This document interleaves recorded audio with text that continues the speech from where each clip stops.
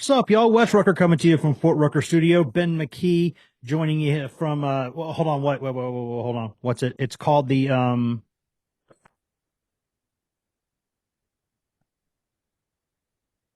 What's up, y'all? Wes Rucker coming to you from Fort Rucker Studio in Knoxville, joined by Ben McKee from Frost Bank Center down there in San Antonio, Texas, where the 12th ranked Tennessee Volunteers defeat North Carolina State 79-70. Ben, a game that obviously you were there in person, a game that, as I was watching it anyway, seemed like a not what you would call a flawless performance by Tennessee, certainly an uneven performance in a lot of ways, a night where you didn't get what you wanted from a couple of guys you normally get good stuff from, but other guys stepped up in a big way, and Tennessee won the basketball game.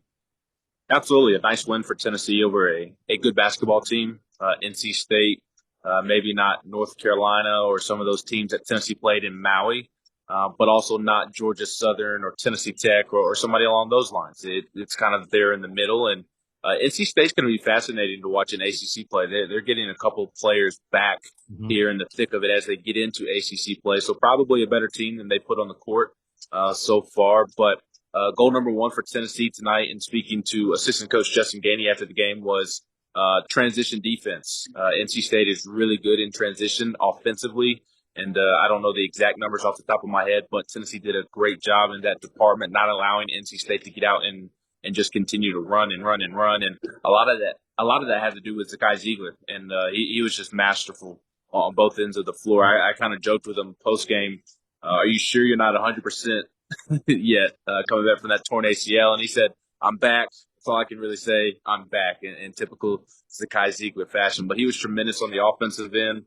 Um, Timely three after timely shot. I mean, he was just terrific. And dishing out the basketball as well. I believe he had a team high 7 assists. And then on the defensive end, was really terrific as well. So, Zakai Ziegler, big night for him. And then Josiah Jordan James, team high in points tonight. I believe a career high with 5 threes made, if I'm not mistaken. And he definitely made timely shots. Each time that NC State kind of made its run, Josiah Jordan James was there to make a dagger three. And he was terrific as well on both ends of the floor, like Zakai Ziegler was. And they kind of anchored the win tonight in San Antonio for Tennessee. Yeah, and on the defensive end too, Zakai Ziegler, you mentioned that DJ Horn was a really nice guard for North Carolina State. He had like I think 11 or 12 points in the first 5 minutes of the game, and then I think he scored 3 points in the second half. Really kind of buckled him down and made a bunch of big plays there. And I thought honestly, we talked about this going into the game. Jonas Adu under the weather yesterday, and still a little bit today, showing some effects from it. Just gave it a go, but wasn't quite himself.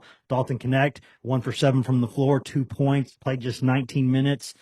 Tennessee was able to overcome some of those things, though, because it's not been, it's not like you want everybody to be themselves, the best version of themselves every night. That hasn't been the case, but other guys are stepping up, right? You talked about Josiah Jordan James with 23 points, Zakai Ziegler, 20 points. Thought Jemai Mashak was fantastic in this basketball game on both ends of the floor. Tobe Awaka, I think, had 12 rebounds in about 18 or so minutes or whatever it was off the bench. Made a couple of really, really big plays. And Santiago Vescovi in the second half stepped up and made some big plays too. It's like, Ben, you'd rather have everybody be the best version of themselves every night. But if you're not going to have that, the next best thing, have a bunch of guys. Yeah, absolutely. That's what Tennessee has, a bunch of guys that can get it done on different nights.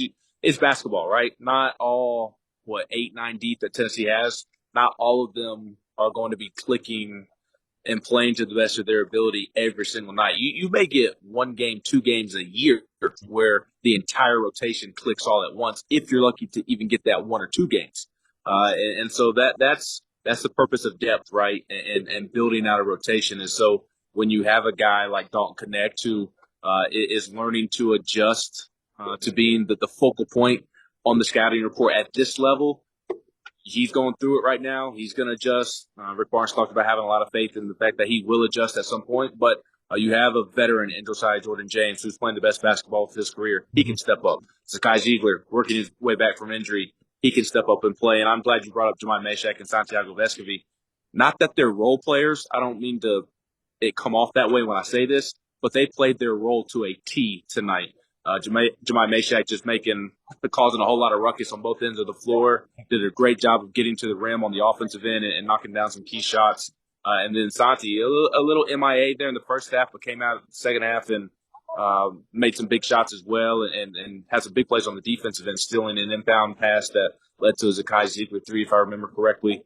Both of those guys played really well. So when Dalton Connect doesn't play that great, when Jonas Adu, who's under the weather, doesn't give you the production that he had been giving, then you have guys, because you have so much depth, you have guys that can step up, and that's what makes this Tennessee team so dangerous. And what all these opposing coaches keep talking about is just how many pieces Tennessee has. It's what makes them so dangerous, and why they're poised if they can piece it all together to make a deep run here in March. Yeah, I think Jemai Mashack had I want to say 11 points, 5 rebounds, 5 assists, a steal, a block shot, and was great. And really quickly, last thing I've got on Vescovy is was kind of quiet in the first half, but he was one of those guys early in the second half who made an adjustment when NC State was very clearly going to build a wall around Connect every time he tried to drive the ball.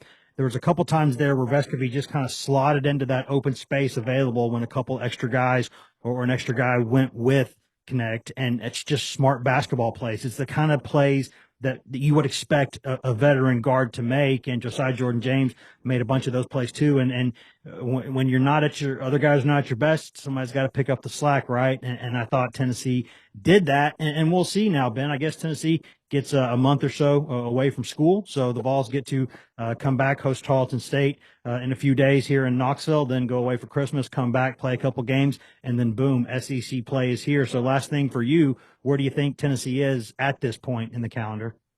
Yeah, I think Tennessee's in a great spot. Talked about the depth, and I think that's a big reason why. I like where their defense is at. I think it's trending in the right direction as well. It's really good, but obviously, really good isn't the standard of defense for Rick Barnes and his program. They want to be elite, and according to some metrics, they are. But obviously, they want to be playing their best basketball come March, and they don't feel like they're playing their best basketball just yet defensively. So I thought tonight was a good test for Tennessee in the sense of a lot of talk about Tennessee not being locked in there for that second half against Georgia Southern. Rick Barnes not being happy with his veterans. And tonight it was not a big crowd. Weird game all the way here in San Antonio. A few media members. I mean, it just did not feel like a normal college basketball game just because of the oddity of the location and tip off being at 10 p.m. Eastern. Just a very weird game on the schedule. And you had to bring your own juice. And Tennessee did that tonight when there's been other times this season, just a couple times. No need to over-exaggerate, but there have been times where they have not brought the juice when they should have. And so for them to do that tonight, especially there, NC State makes a late push there late in the first half, and Tennessee comes out to start the second half on fire because of Zakai Ziegler and Santiago Vescovy. The veterans stepped up after kind of Rick Barnes called them out on Tuesday night after that win over Georgia Southern. And I thought that was a great sign and a good step in the right direction. Now the thing is, can they be consistent with that and continue to do it game in and game out? Because I don't know if anybody caught the Ole Miss game prior to Tennessee. That's going to be quite the opponent and tough game for Tennessee to start SEC play on January 6th. Yes, it is, and I bet both of those teams were scouting each other tonight for that very reason. So you talk about bringing your own juice. Ben certainly brought the juice down there in San Antonio, and he will safely matriculate his way back to Knoxville, where I am right now, and we will be there together at the Tennessee basketball game against Tarleton State here on December 21st. So for Ben McKee, this is Wes Rucker. We'll see y'all next time. Thanks, Wes.